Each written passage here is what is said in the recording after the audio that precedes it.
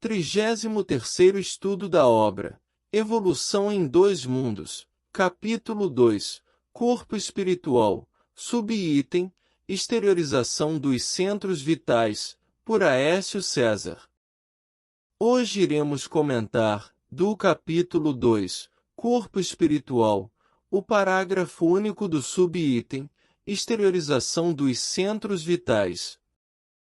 Observando o corpo espiritual ou psicossoma, desse modo em nossa rápida síntese, como veículo eletromagnético, qual o próprio corpo físico vulgar, reconheceremos facilmente que, como acontece na exteriorização da sensibilidade dos encarnados, operada pelos magnetizadores comuns, os centros vitais a que nos referimos são também exteriorizáveis, quando a criatura se encontre no campo da encarnação, fenômeno esse a que atendem habitualmente os médicos e enfermeiros desencarnados, durante o sono vulgar, no auxílio a doentes físicos de todas as latitudes da Terra, plasmando renovações e transformações no comportamento celular, mediante intervenções no corpo espiritual, segundo a lei do merecimento.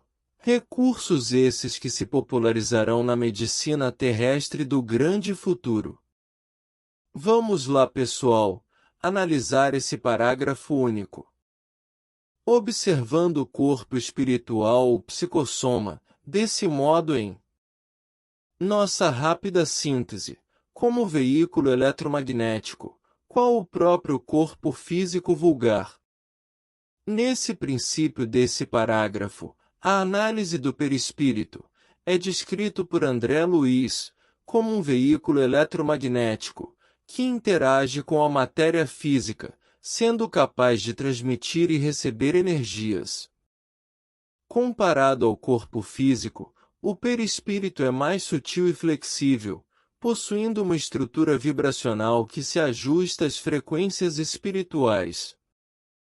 Assim, enquanto o corpo físico é limitado e denso, o perispírito funciona como um intermediário entre o plano material e o espiritual, permitindo a evolução do espírito, através de suas experiências reencarnatórias.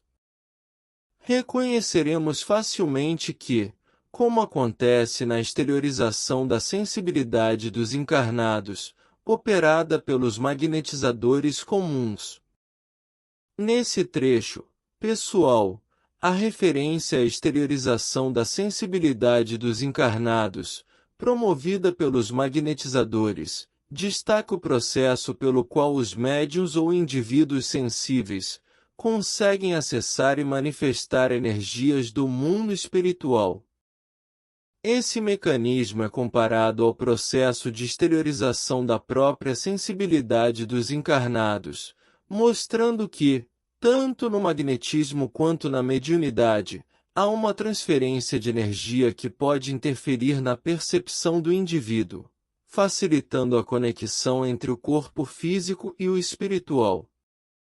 Os centros vitais a que nos referimos são também exteriorizáveis, quando a criatura se encontre no campo da encarnação, fenômeno esse a que atendem habitualmente os médicos e enfermeiros desencarnados, durante o sono vulgar, no auxílio a doentes físicos de todas as latitudes da Terra.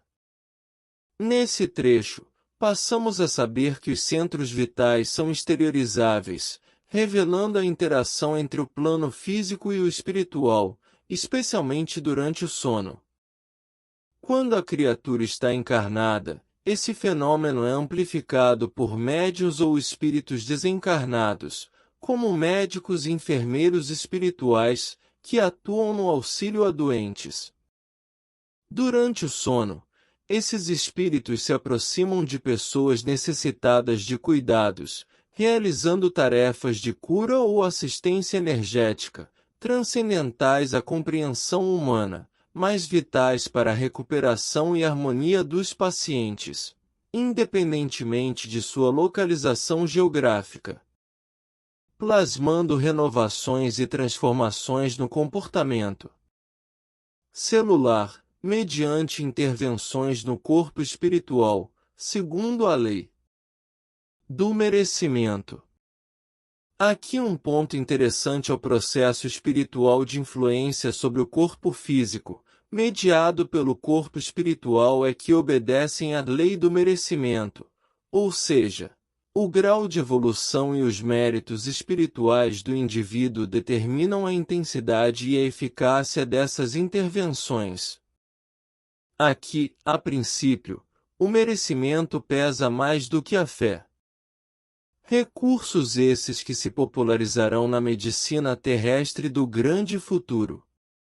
Finalizando, esse trecho aponta para a perspectiva de que os conhecimentos espirituais e energéticos, atualmente em desenvolvimento no plano espiritual, serão eventualmente incorporados à medicina terrestre, tornando-se comuns e amplamente utilizados na medicina futura.